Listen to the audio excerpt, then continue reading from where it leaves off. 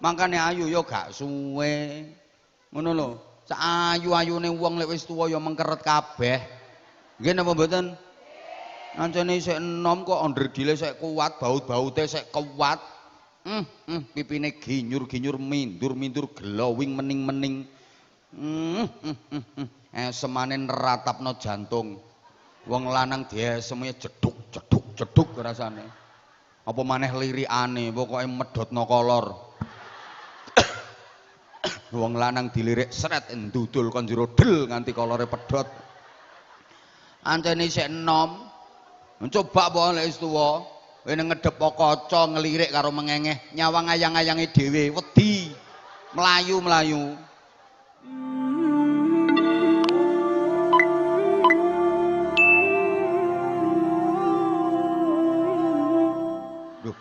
Kanjeng Nabi dawuh, "Uhibbul Arabiyyata li salasin, li'anni wulitu fil Arab, wa li'anna lughatal Qur'an lughatul Arabiyyah, wa li'anna lughata ahli jannah lughatul Arabiyyah." Yo tak cepeti wong tak waca arang-arang sampean yo gak ngerti ae. Wis sampean ngene iki Mas yo tak bujuki lah gak weruh sih. Enak ceramah nang ngarepe wong oon niku enak. Dibujuki yo gak ero.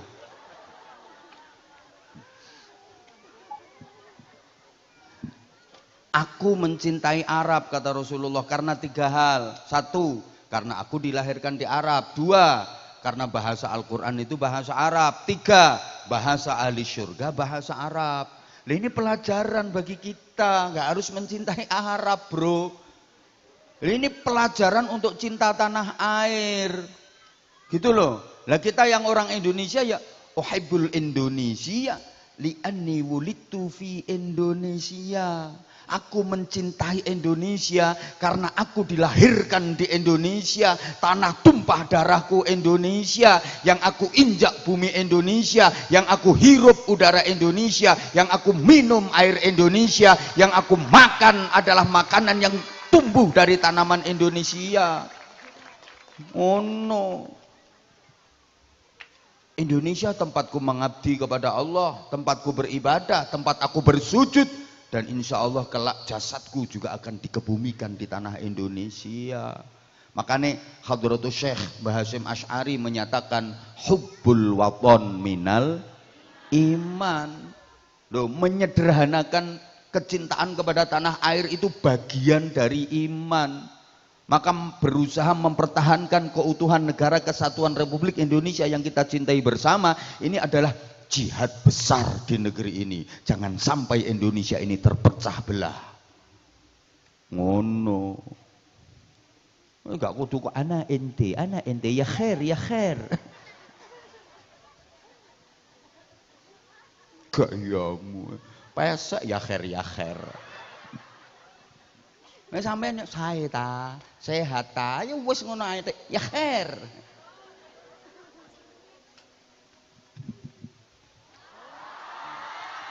Lah udah ada sinyal kan berarti udah waktunya berhenti tuh ini.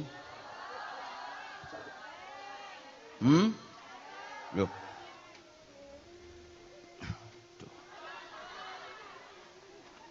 Kayak aduh ini ya. Ini masjid mana ini? Jauh. Jauh kok banter.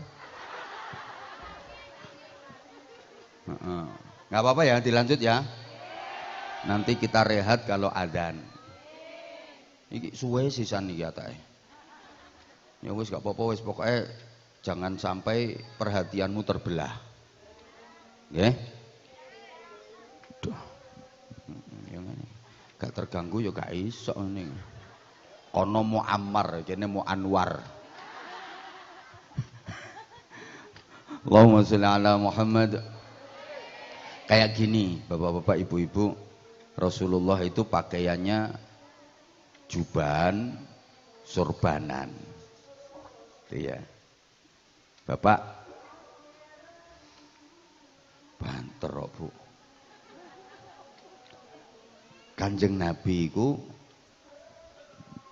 pakaiannya gawe jubah, surbanan. Ini bapak-bapak tuntunan dalam berpakaian. Bapak-bapak ndak harus jubahan, surbanan. Undang-undang dalam berpakaian itu 1, nutup aurat. 2, suci. 3, sopan. Soal model terserah. Mau di model kayak apa terserah. Yang penting nutup aurat, suci, sopan. Bapak ndak harus berjubah, Pak. Gitu loh. Lah Rasulullah jubahan, ya. Bukan hanya Rasulullah yang jubahan, Abu Jahal ya jubahan. Gitu loh. Jadi jubah itu pakaiannya wong Arab, budayanya seperti itu. Rasulullah menghargai budaya lokal. Masyarakat Arab itu jubahan, surbanan. Rasulullah juga jubahan, surbanan. Tapi bukan cuma Rasulullah yang jubahan, surbanan. Abu Jahal dedengkotnya orang kafir juga jubahan, juga surbanan. Berarti sama, beda. Bedanya di mana? Jubahan, surbanan, wajah cerah, senyum indah, ramah, bersahabat, karo sopo-sopo api, Rasulullah. Kalau jubahan, surbanan, wajah angker, kereng, nyaprut, besengut, betutut, ngamuan, jahat, Abu Jahal.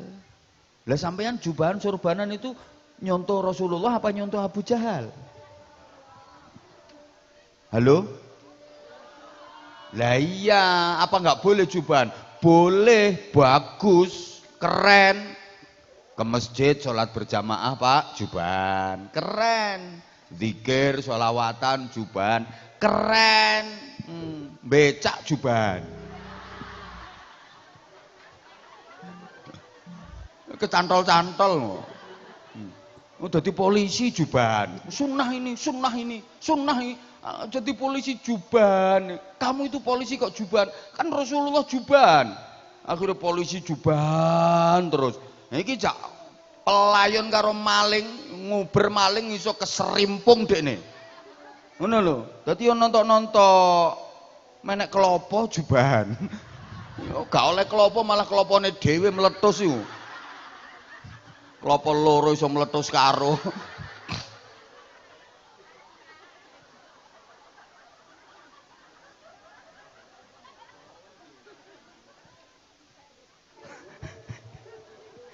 Ya Allah.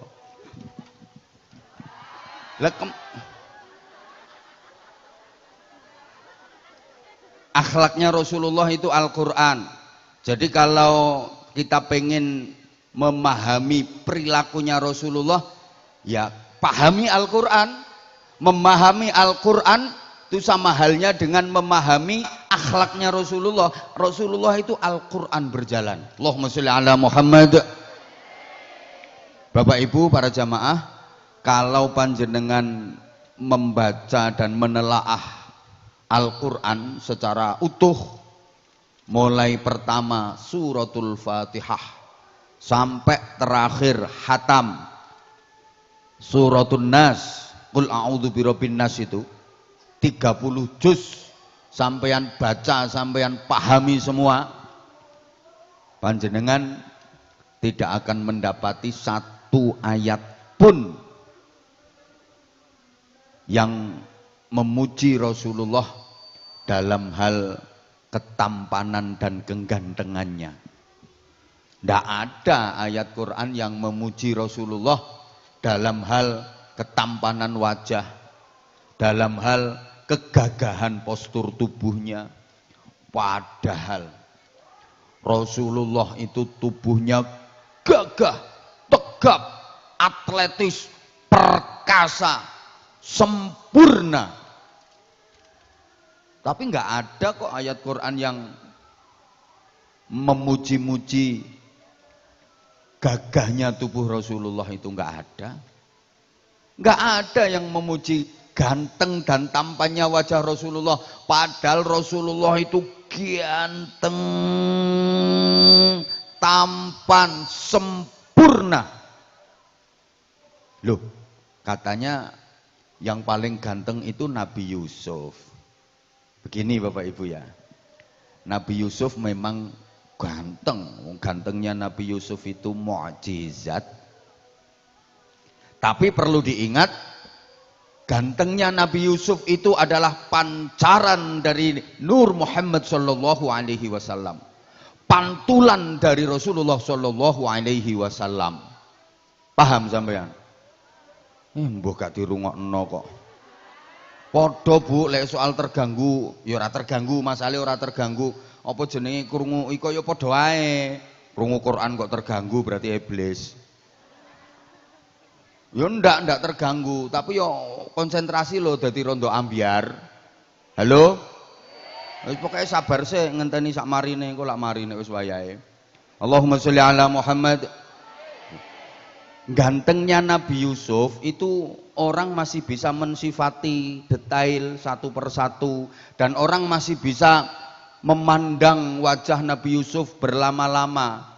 Maka sampai diceritakan itu waktu itu loh Bu, Siti Zulaikha dihujat orang senegara gara-gara terpikat sama ketampanan Nabi Yusuf. Siti Zulaikha kan mangkel. Itu orang-orang perempuan itu diundang semua, dikasih mangga sama pisau, suruh pegang, nggak boleh dikupas dulu, nunggu komando. Begitu semua udah kebagian, pegang mangga, pegang pisau, Nabi Yusuf disuruh keluar lewat di hadapan perempuan-perempuan itu. Yusuf keluar. Begitu Nabi Yusuf lewat seret, itu perempuan-perempuan semua pada memandang Nabi Yusuf. Zulaikha kasih komando, silakan mangganya dikupas. Masya Allah, saking terpesonanya memandang wajah Nabi Yusuf, ini perempuan-perempuan ini ngupas mangga seret, nggak terasa sampai jari jemarinya itu dikupas, driji-drijine pritil-pritil. Saking terpesonanya memandang wajah Nabi Yusuf. Jadi orang masih bisa memandang berlama-lama. Dan masih bisa disifati ketampanannya seperti ini, seperti ini, seperti ini. Kalau Rasulullah saking tampannya, saking gantengnya, tidak ada seorang pun yang bisa mensifati secara tepat dan akurat seperti apa wajah Rasulullah. Dan gak ada yang mampu menatap wajah Rasulullah berlama-lama. Nah, kalau Nabi Yusuf itu masih bisa. Wajahnya begini, matanya begini, begini. Lek jare wong Jawa isih iso dicondro. Wanteng kaya nyifati wong wedok ayu ngono iku lho, Bu. Kalau masih bisa disifati satu, berarti belum cantik beneran. Ya apa ya areke? Ayu ta? Wayu. Lho, ayune ya apa? Ayu areke. Lah ya apa ayune iku ya apa? Bibirnya merah delima. Loh, kan ngono to? Pipinya kayak anggur, apel Australia. Biji matanya anggur Amerika. Wis pokoke raine koyo pasar buah lah. Kesuwen siji-siji.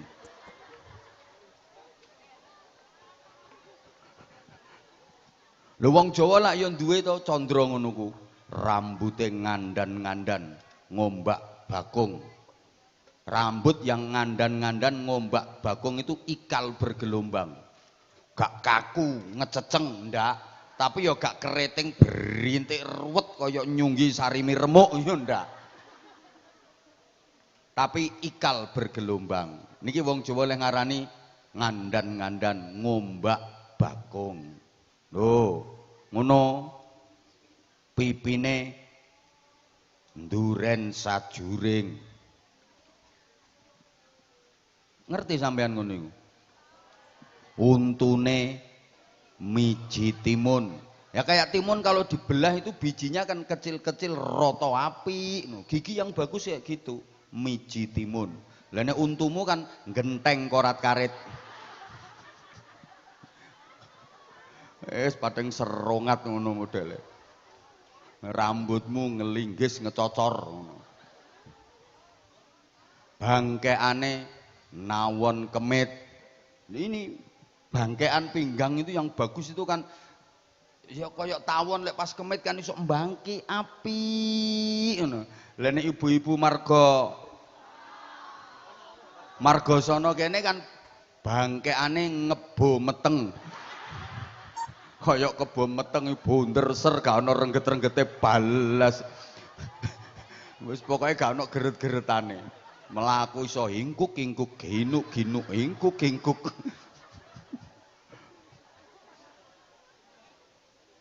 Loh, perempuan itu kalau masih bisa disifati satu kan belum pol, cantiknya belum mentok. Ah, saya iso disifati. Lebih cantik lagi lek wong wis gak iso nyifati.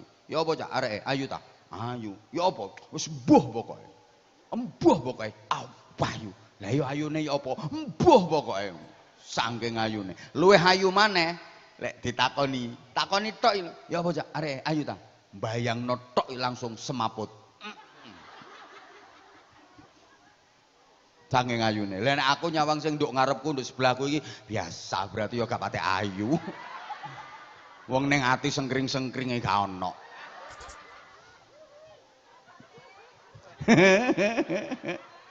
Loh biasa. Loh orang masih bisa memandang wajah Nabi Yusuf berlama-lama, menikmati keindahannya. Kalau ke Rasulullah saking dahsyatnya ketampanan Rasulullah, nggak ada yang bisa menyifati secara tepat, akurat, dan nggak ada yang mampu memandang dan menatap wajah Rasulullah berlama-lama. Bolehlah digambarkan Nabi Yusuf itu rembulan, Rasulullah itu matahari. Ibu kalau ke rembulan kan ibu masih bisa memandang berlama-lama, menikmati indahnya, bahkan melihat geret-geretannya, garis-garisnya. Betul? Tapi kalau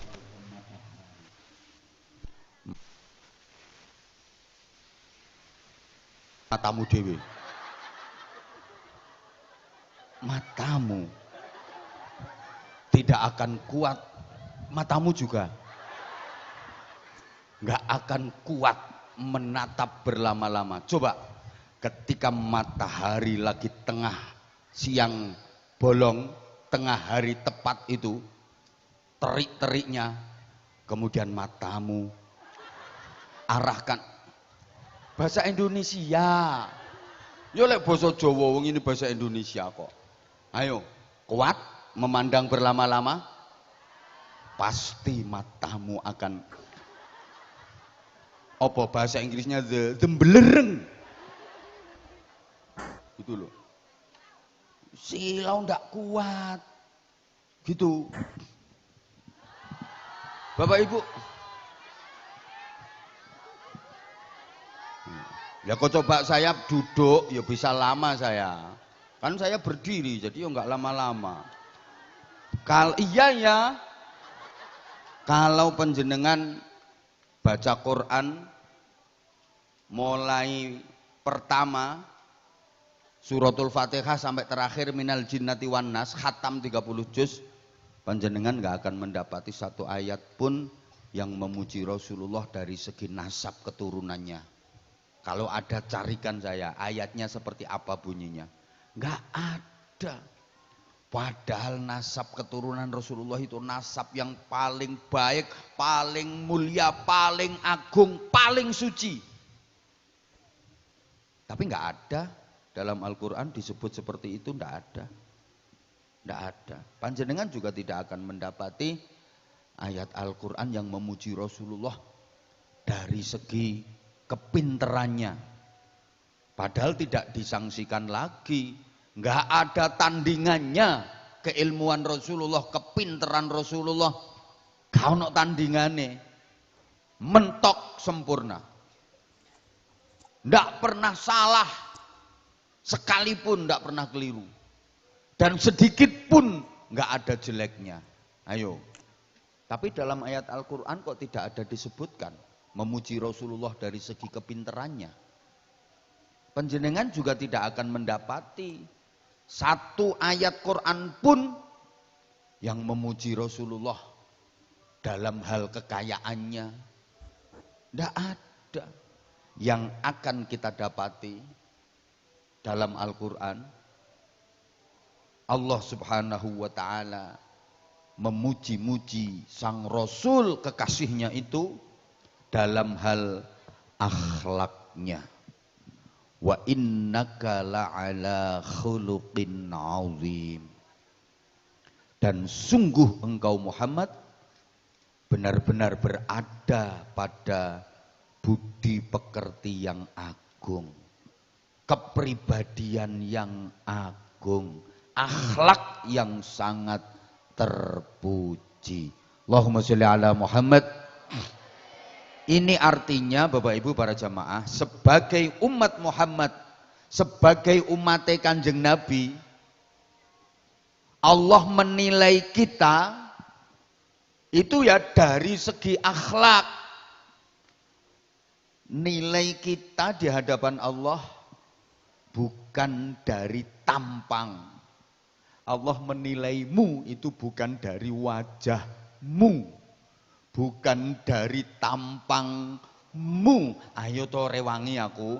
Allah menilaimu bukan dari wajah, bukan dari rupa, bukan dari prejenga, bukan dari dapura.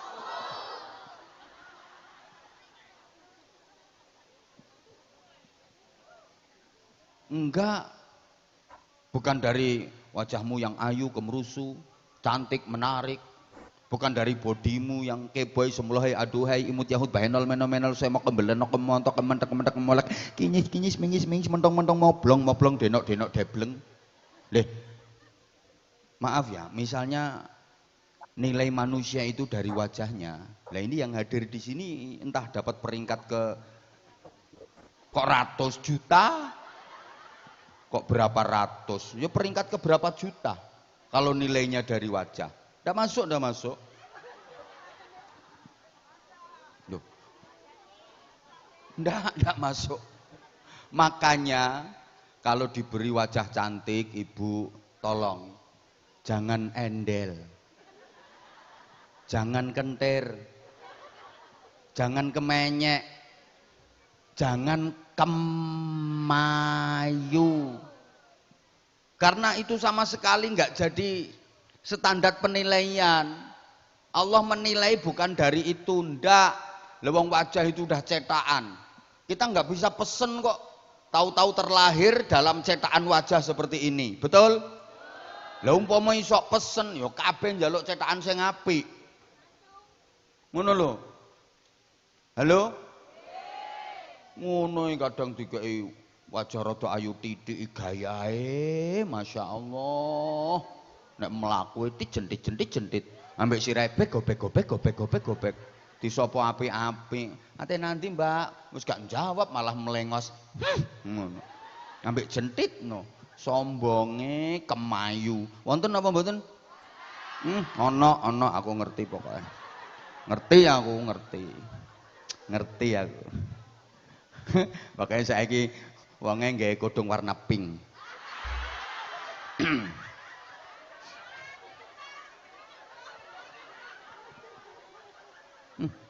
Kemayu. Mlaku kaya gak ngancik lemah.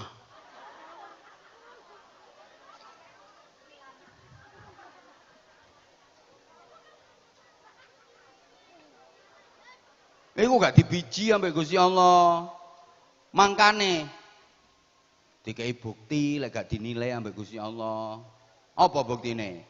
Gak sak lawase, gak sak teruse. Ayumu lho, sak pira suwene dilu. Ayumu gak perkara apa-apa, Bu. Ayumu mergo sampeyan isih enom. Tuwa apa? Lho. Lah iya.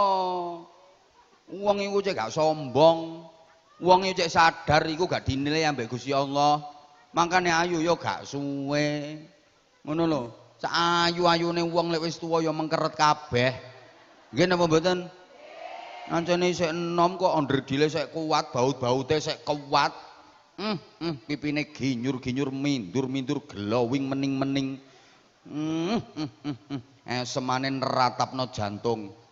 Wong lanang diesemnya jeduk rasane.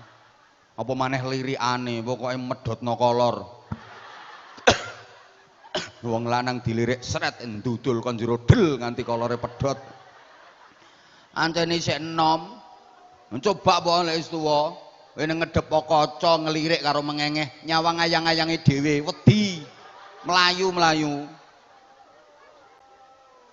Sandan. Mandek sik. 1000 nggih.